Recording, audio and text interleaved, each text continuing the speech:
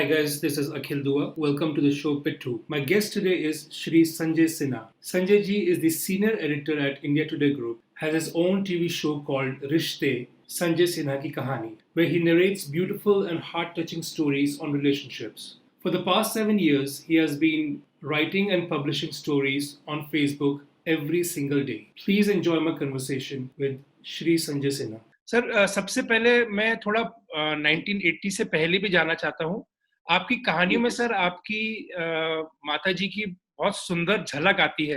आप बहुत पैशन से और बहुत स्नेह से उनके बारे में बात करते हैं। उनके बारे में सर हम लोग को कुछ आप प्लीज बताइए।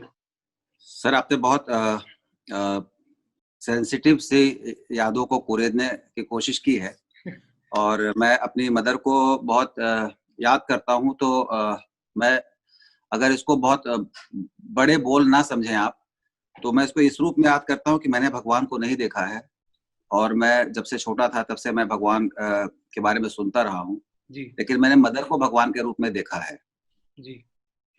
तो जब मैं बहुत छोटा था तो मेरी मदर के साथ मेरा अटैचमेंट का लेवल ये था कि मैं पहली, दूसरी, तीसरी कक्षा तक स्कूल नहीं गया हूँ। मतलब फर्स्ट, सेकंड, थर्ड क्लास मैंने अटेंड नहीं किया है।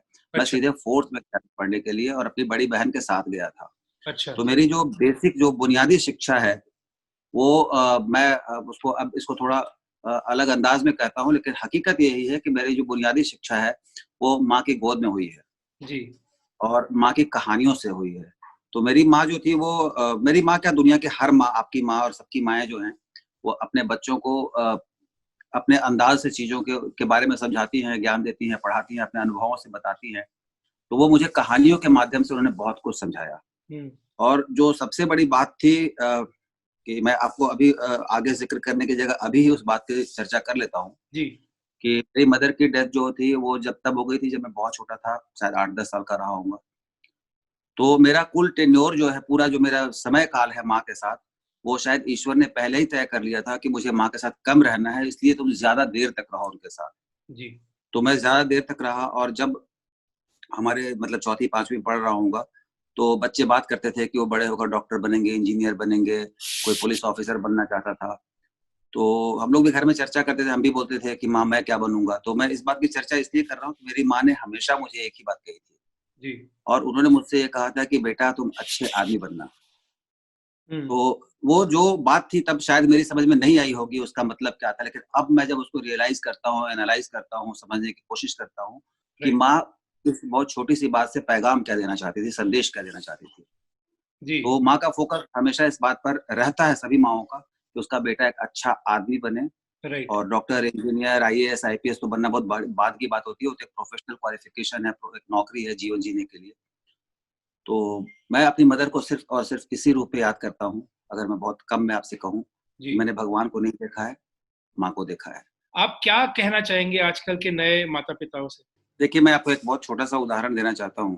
कहीं पढ़ा था मैंने कि अरस्तू के ज़माने में अरस्तू ने ये कहा था कि उन्होंने लिखा था कि अब ज़माना बहुत खराब आ गया है। आज की पीढ़ी जो है सो बहुत खराब हो गई है। तो ये बात अरस्तू के काल से चली आ रही है। हम हमेशा कहते हैं आज की पीढ़ी बहुत खराब है और बीती हुई पीढ़ी थी बहुत अच्छी थी।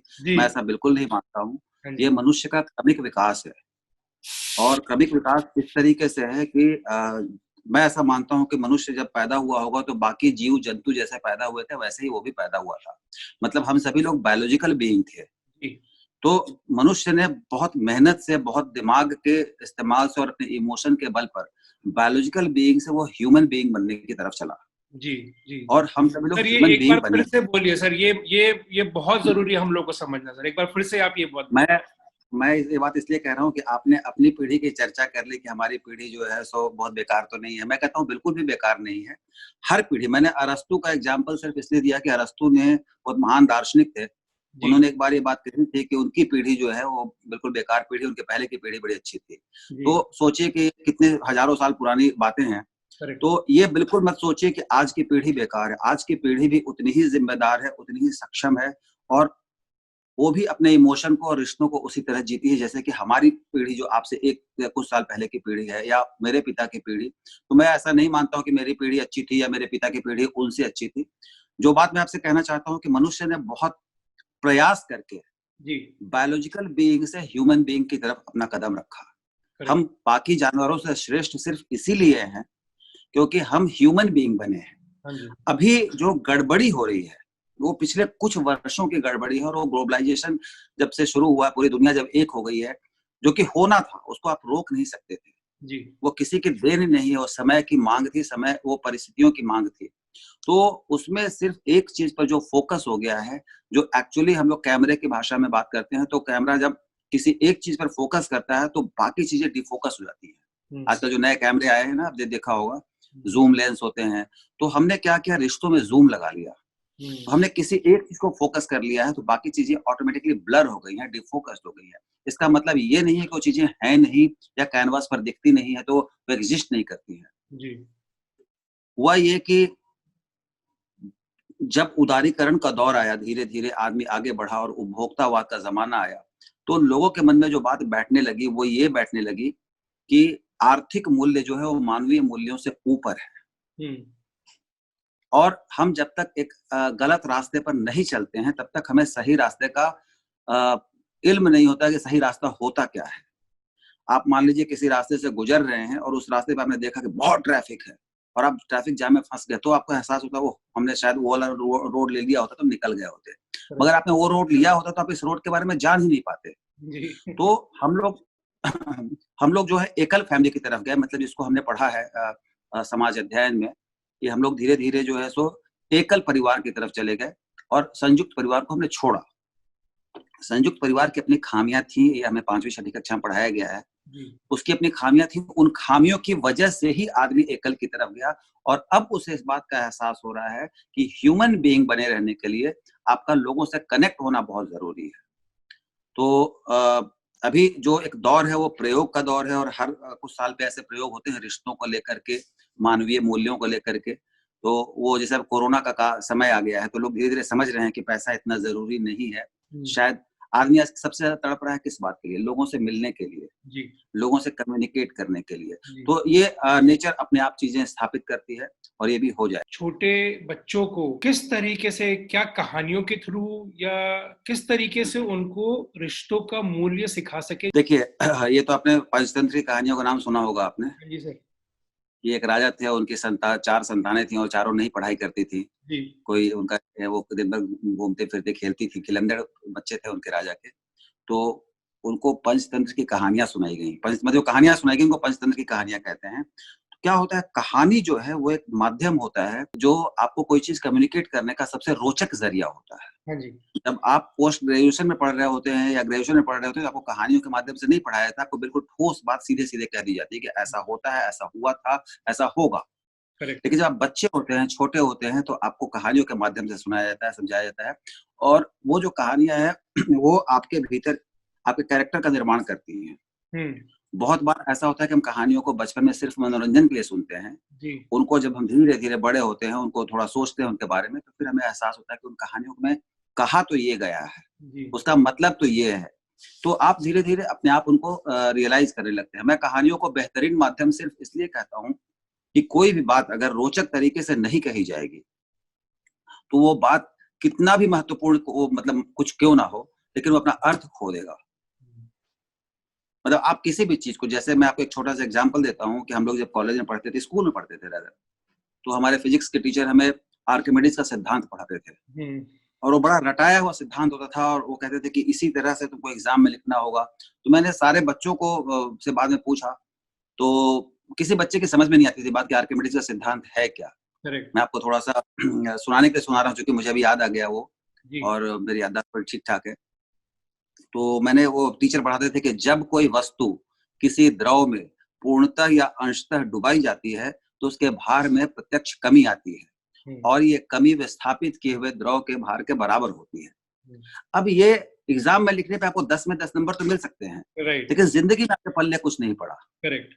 अगर उसको टीचर इस तरह समझाते कि देखो जी ऐसा होता है, इस कारण लोहे की सुई जो है वो पानी में डूब जाती है और इतना बड़ा जहाज जो है उसी कारण तैरता है, फिर लोगों का इंटरेस्ट जगता है कि अरे! लोहे का तो जहाज होता है, वो पानी में तैरता है। तो आपको उसके लिए कहानी सुनानी पड़ेगी। हुँ, आपको कहानी सुनाकर उनको बताना पड़ेगा कि ये चीज़ क्यों होती है। तो उसमें विज्ञान भी है। कहानियों के माध्यम से आप धर्म पढ़ा सकते हैं। धर्म का मतलब नॉट रिलिजन। धर्म का मतलब मानवीय कर्तव्य, वैल्यूज। तो ये सारी बात, हाँ, तो आप इन सारी चीजों को जब आप समझाते हैं किसी को, तो वो बच्चा जो होता है, छोटा बच्चा, उसके भीतर उसका निर्माण होने लगता है, उसके मन का, उसके चरित्र का निर्माण होने लगता है, और वहां से एक आदमी तैयार होता है जिसको हम ह्यूमन बीइंग कहते हैं। जी। तो आजकल की माएँ ऐसा नहीं है कि नहीं कर पा रही हैं, या शायद वो अभी हो सकता है कि वो उसकी वैल्यू नहीं समझ रही हों, लेकिन अपने-अपने तरीके हैं। बहुत सारे बच्चे कार्टून में भी टीवी पर कार्टून शो देखकर भी कहानियों को देखते हैं, सुनते हैं, अपने तरीके से समझते हैं। जी।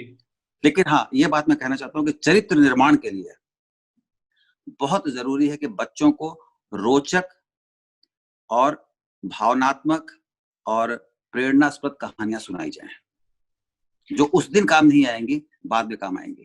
सर, आपने बहुत अच्छा पॉइंट पेश करा है, क्योंकि स्कूल की बहुत सी चीज़ें हैं जो हमें आज आज याद भी नहीं है, और आज हम अपनी लाइफ में अप्लाई भी नहीं कर पाते हैं।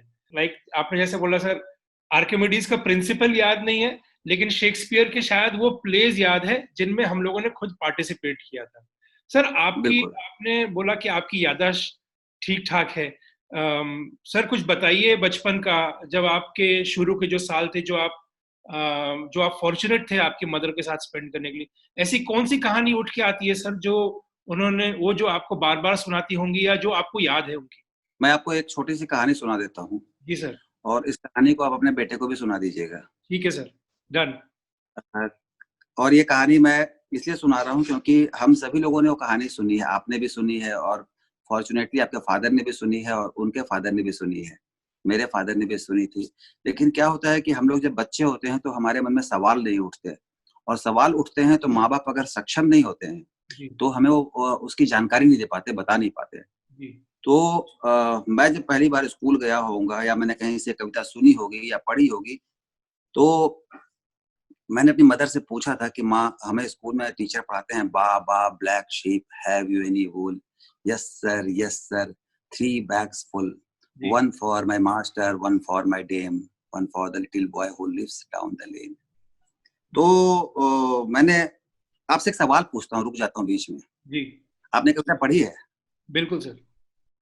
आपके बेटा भी पढ़ेगा आगे जाकर, अभी तो 2 साल का है, छोटा उसने है। उसने सुन ली है अब और टीवी। सुन लिया, और आपके आपके फादर साहब ने भी पढ़ी होगी।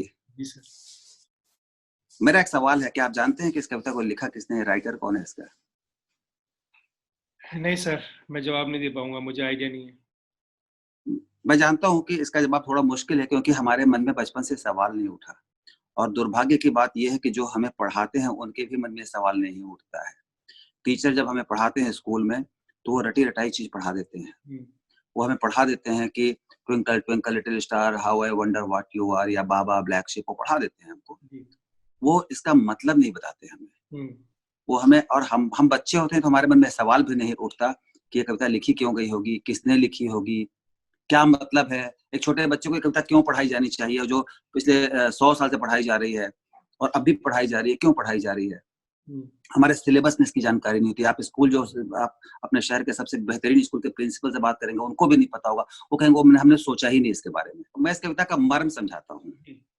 और ये बताऊँगा कि जैसे मेरी माँ ने मुझे ज़िंदगी का पाठ पढ़ाया है, इस कविता को लिखने वाली दादी ने भी हम्म। अपने बच्चों को लोरी के फॉर्म में कविता सुना करके उनको जीवन का पाठ पढ़ाया है। हम्म। ये अमेरिका में एक, आप गूगल पे ढूँढेंगे शायद मिल जाए आपको। जी। अगर मैं बिल्कुल ठीक हूँ तो मैडम डॉरिथ उनका नाम था, और वो अपने बच्चों को लोरी में, न्यूयॉर्क की शायद थी वो, तो अपने बच्चों को लोरी के फॉर्म में सुनाती थी। मुझे नहीं पता कि इस कविता का अर्थ क्या है, लेकिन जब मैंने अपनी माँ से पूछा था कि माँ, इस कविता का मतलब क्या है, तो मेरी माँ ने बहुत बढ़िया से हिंदी में अनुवाद करके एक छोटे बच्चे को ये बात समझा दी थी कि इस कविता का मतलब क्या है। और मैं आज आपसे कहना चाहता हूँ कि किसी भी स्कूल में किसी भी बच्चे को जब ऐसी कविता पढ़ाई जाती है और उसका अर्थ बता दिया जाता है, तो उनके मनुष्य बनने का पहला पाठ्यक्रम वहाँ से शुरू हो जाता है। जी। इस कविता का हिंदी में अनुवाद कर रहा हूँ मैं, कि एक छोटा बच्चा भेड़ से पूछता है कि ऐ भेड़, क्या तुम्हारे पास ऊन है? अब आप देखिए कि छोटा बच्चा जो है वो भेड़ से बात कर सकता है, गाय से बात कर सकता है, बिल्ली से बात, बड़े लोग नहीं कर सकते। करेक्ट। हम चंपक पर, छोटे बच्चे चूँकि इमेजिनेशन में बात करते हैं, तो वो बच्चा एक भेड़ से पूछता है, बात कर रहा है, क्या है भेड़, क्या तुम्हारे पास ऊन है? जी। तो भेड़ कहती है कि हाँ, मेरे पास 3 थैले भरकर है। 3 थैले हैं मेरे पास, 4 नहीं है, 5 नहीं है, 2 नहीं है, 1 नहीं है, 3 थैले हैं। और 3 थैले हैं, उनमें से एक थैला वन फॉर माय मास्टर, एक थैला जो है वो मास्टर के लिए। मास्टर कौन है? वो परम पिता हो सकता है, मेरा पिता हो सकता है, हमारा गुरु हो सकता है, हमारी पहले वाली पीढ़ी हो सकती है। One for my master, one for my dame. Dame कौन है? जो हमारा जीवन साथी है, जो हमारे प्रेजेंट में है, हमारे साथ है। And one for the little boy who lives down the lane, एक है उसके लिए जो आने वाली पीढ़ी है। तो माँ ने कहा कि बेटा तुम जीवन में जो भी अर्न करोगे ना, जब बड़े हो जाओगे, नौकरी करोगे, तो भेड़ के पास तो ऊन है, अर्न किया है उसने ऊन को, तो उसके 3 हिस्से किए हैं उसने। एक हिस्सा अपने बड़े वाले को देगी, एक हिस्सा अपने साथ वाले पे खर्च करेगी, अपने पे खर्च करेगी, और एक हिस्सा वो तीसरे को देगी जो आने वाली पीढ़ी है, जो उसके बाद की पीढ़ी है। तो अब एक छोटी सी कविता थी, छोटी सी कहानी थी, मेरे मन में ये बात बैठ गई कि अगर मुझे बड़े होकर के नौकरी मिलेगी और मैं पैसे कमाऊंगा, तो इतना पैसा मैं अपने फादर को दूंगा, इतना पैसा मैं अपनी वाइफ के साथ अपने ऊपर खर्च करूंगा, और इतना पैसा मैं अपने बच्चे पर खर्च करूंगा या उसको दूंगा। तो हर व्यक्ति को इस छोटी सी कहानी से, कविता से संदेश मिल सकता था, अगर उसकी माँ ने पढ़ा दिया होता तो, या टीचर पढ़ा दे तो, कि आपकी इनकम जो है वो सिर्फ आपकी नहीं है। आपकी कमाई में जब आप बड़े होते हैं तो आपके निर्माण में किसी और का योगदान होता है, तो उसको नहीं भूलना है। One for the master, one for my master. और जो आपके साथ है वो तो है ही, और एक आने वाली पीढ़ी के लिए भी आपको छोड़ना पड़ेगा, उसके बारे में भी सोचना पड़ेगा, वरना हम जो पैसा कमाएंगे तो ये धरती हमारी है, मैं 100 साल तक जिंदा रहूंगा, मैं इसको बर्बाद करके चला जाऊंगा, मैं आने वाली पीढ़ी के बारे में सोचूंगा ही नहीं। लेकिन उस छोटी सी कविता से मेरे ज़हन में ये बात बैठी हुई है कि नहीं, मैं नहीं रहूंगा, उसके बाद भी मुझे एक हिस्सा छोड़ना है उनके लिए, जो आने वाली पीढ़ी होगी। तो ये इम्पैक्ट होता है मुझ पर, उस कविता का बहुत गहरा इम्पैक्ट है। और मैं सबको ये कहानी इसलिए सुनाता हूँ ताकि वो अपने बच्चों को बताएं कि इस कविता का मतलब क्या है। कोई कविता हमें स्कूल में पढ़ाई जाती है, बिना मतलब के नहीं पढ़ाई जाती है। तो वो एक मेरी किताब छपी, समय नाम है उसका, बहुत सारी किताबें छपी हैं।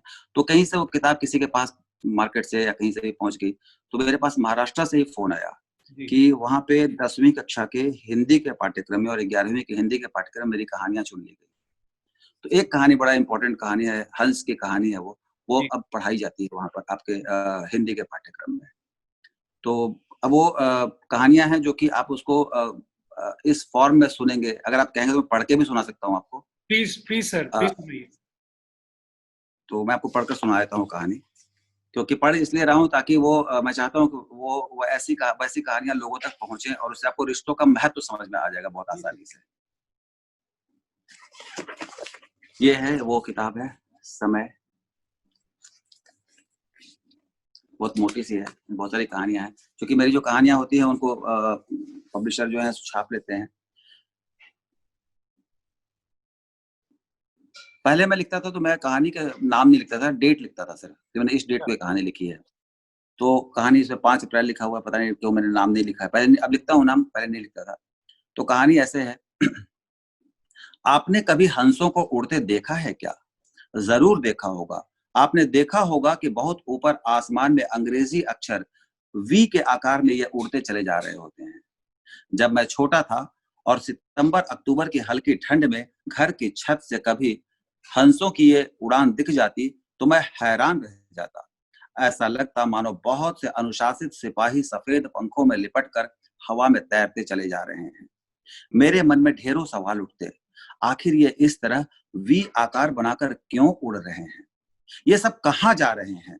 सबसे पीछे वाला सबसे आगे क्यों नहीं आने की कोशिश कर रहा है? बीच वाला क्यों अपनी जगह पर उसी रफ्तार से चला जा रहा है? क्या किसी ने इन्हें निर्देश दिया है कि ऐसे ही उड़ना है? कौन है इनका निर्देशक? बहुत से सवाल लेकर जब मैं माँ के पास आता तो मेरी माँ सिर सहलाती, कहती कि ये मानसरोवर के राजहंस हैं। ये सारे हंस इस गति से उड़ते हैं माँ, इसका क्या मतलब हुआ? माँ कहती ये आपस में रिश्तेदार हैं। सबसे आगे वाला उनका नेता होता है, वही उड़ने के रफ्तार और दिशा तय करता है। उसके पंखों को बारीकियों से बाकी से ज्यादा मेहनत करनी होती है। सामने आने वाले खतरों को वो पहले पहचानता है। वो हवा को काटता है, उसके बाद बाकी के हंस हवा को काटते हुए चलते हैं और अपने से पीछे उड़ने वाले हंसों के लिए वो उड़ान को आसान बनाते चलते हैं। मैं पूछता, लेकिन माँ, सबसे आगे वाला ज्यादा मेहनत करता है और सबसे पीछे वाले के लिए रास्ता आसान बनाता चलता है, ऐसा क्यों? इससे उसे क्या फायदा? माँ कहती, मैंने कहा ना, ये रिश्तेदार हैं, ये एक दूसरे का साथ देते हुए चलते हैं, ये बहुत दूर तक उड़ते चले जाते हैं, ये एक बार में 10 घंटे भी उड़ सकते हैं। मैं चौंकता, 10 घंटे? माँ कहती, हाँ बेटा, कई बार उससे भी ज्यादा। इनमें सबसे आगे वाला हंस सबसे अधिक मेहनत करता है। फिर जब वो थकने लगता है तो सबसे पीछे वाला उसकी जगह लेने के लिए पहुंच जाता है। ऐसे ही सारे हंस उड़ते हुए हवा में अपनी जगह बदलते चले जाते हैं। मैंने बताया ना, सबसे आगे वाला नेता होता है और वो दूसरे हंसों के लिए उड़ान को आसान बनाता हुआ अपने पंखों से हवा को काटता चलता है। पीछे वाले को कम मेहनत करनी होती है और पीछे वाले को और कम। इस तरह ये बीच हवा में ही सुस्ताते हुए एक दूसरे का साथ देते हुए हजारों मील का सफर तय कर लेते हैं। माँ फिर मुझे हंसों की ढेर सारी कहानियां सुनाती, बताती कि हंस मोती खाते हैं, हंस दूध और पानी को अलग अलग कर देते हैं। एक बार एक शिकारी ने किसी हंस को मार दिया तो कैसे सिद्धार्थ ने उसे बचा लिया। शिकारी ने सिद्धार्थ से जब अपना शिकार मांगा तो उन्होंने कैसे उसे समझाया कि मारने वाले से बचाने वाले का हक ज्यादा होता है। और फिर मैं उन हंसों के साथ उड़ता हुआ बहुत दूर चला जाता। मेरे पंख तब कमजोर थे, लेकिन मुझसे आगे वाला हंस मेरे लिए उड़ान को आसान बनाता चला जाता। मेरे हिस्से की मेहनत वो करता। हम सब साथ साथ आसमान में बहुत दूर तक उड़ते चले जाते। मेरे मन की उड़ान में सबसे आगे वाला हंस पिताजी की तरह लगता था। फिर माँ, फिर चाचा, चाची, हम सारे भाई बहन और दादी भी। दादी बूढ़ी हो गई है, कोई बात नहीं, पिताजी के मजबूत पंख सबके लिए रास्ता बनाते चलेंगे। पहले दादी ने पिताजी के लिए रास्ता बनाया होगा, अब पिताजी दादी के लिए रास्ता बना रहे हैं। ये परिवार है। पिताजी थक जाएंगे तब तब माँ आगे हो जाएगी, फिर चाचा आगे हो जाएंगे और उड़ते उड़ते मैं भी तो बड़ा हो जाऊंगा। फिर मैं आगे हो जाऊंगा और मैं पिताजी से कहूंगा कि अब आप आराम कीजिए। मेरे पंख सबके पंखों को आराम देंगे। मेरे पंख सबको साथ लेकर उड़ेंगे। जब मैं बड़ा हो जाऊंगा तो सबको हंसों के बारे में बताऊंगा। बताऊंगा कि आदमी भी चाहे तो ऐसे साथ साथ बहुत दूर तक उड़ सकता है। एक दिन मैं बड़ा हो गया। बहुत कोशिश की, लेकिन आदमी ऐसा कहाँ होता है। वो एक बार आगे हो जाता है तो सिर्फ अपने बारे में सोचने लगता है। उसे पीछे वालों की चिंता नहीं रह जाती। कई बार पीछे चलने वाले भी आगे निकलने की होड़ में उस अनुशासन को तोड़ देते हैं। कई बार तो अपने पंखों से दूसरों के लिए हवा काटने की जगह उसके लिए मुश्किलें खड़ी कर देते हैं। माँ कहती थी कि भगवान के सभी बनाए जीवों में आदमी सबसे बुद्धिमान होता है, लेकिन मुझे तो हंस बुद्धिमान लगते हैं। सबको साथ लेकर उड़ते हैं। एक दिन में 10-10 घंटे उड़ते हैं, हजारों मील उड़ते हैं। सबसे कमजोर हंस भी उनके साथ उड़ लेता है। आदमी ऐसा कहाँ करता है। अब माँ नहीं है, होती तो पूछता, माँ, इन हंसों को रिश्तों का पाठ किसने पढ़ाया। तो इस भाव को तो रखना ही पड़ेगा आपको कि हमें किसी का साथ छोड़ना नहीं है, सबको साथ लेकर चलना है। और जब आप सबको साथ लेकर चलेंगे तभी आप ये अभी देखिए क्या है, बहुत बड़ी समस्या होने जा रही है। अखिल जी, सबसे बड़ी समस्या जो होने जा रही है वो, मैं इस बात को प्रेडिक्ट करके कहता हूँ जी, कि दुनिया में आने वाले समय में आदमी बीमारी से नहीं मरेगा, क्योंकि वो मेडिकल साइंस इतना डेवलप हो चुका रहेगा कि दवाई ढूँढ लेगा वो। जी, और आदमी भूख से भी नहीं मरेगा, वो अपने खाने का भी इंतज़ाम कर लेगा। जी, आदमी तन्हाई से मरेगा, अवसाद से मरेगा, जी, अकेलेपन से मरेगा। अभी मैं दिल्ली में देखता हूँ महानगर में क्या है, बहुत सारे लोग होते हैं अपने बच्चों को खूब अच्छा पढ़ा रहे हैं, खूब अच्छे स्कूल में भेज रहे हैं, ब्रांडेड स्कूल में भेजते हैं, उनके लिए फोकस हो गया ब्रांड में पढ़ाना। करेक्ट, तो वो पढ़ाते हैं, बच्चा पढ़ता है, कोई आईआईटी में जाता है, कोई एमबीए करता है, कोई एमबीबीएस करता है। फिर बच्चों के मन में क्या होता है, ये कोरोना से पहले की बात बता रहा हूँ मैं, हुँ, कि वो विदेश चले जाने का सपना रखते हैं।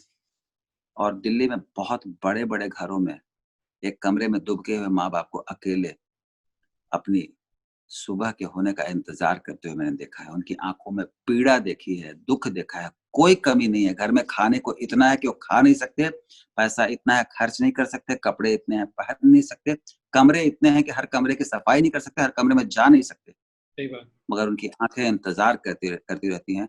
पर दुर्भाग्य ये है कि हम अपने जवानी के दिनों में इस बात को अज़्यूम नहीं कर पाते, समझ नहीं पाते कि तन्हाई हमारा पीछा भी करेगी।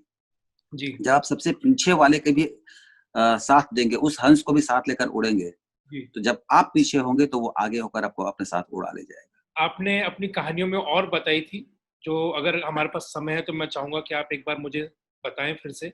सर, ये कहानी थी लिटिल एडिसन की और उनकी माँ की। तो आपने वो कहानी पढ़ी भी होगी कि एक छोटा बच्चा था, उसको टीचर ने एक चिट्ठी लिखकर उसको अपनी माँ, उसको कहा था माँ को दे देना, जी, और बच्चे ने जाकर माँ को वो चिट्ठी दी थी।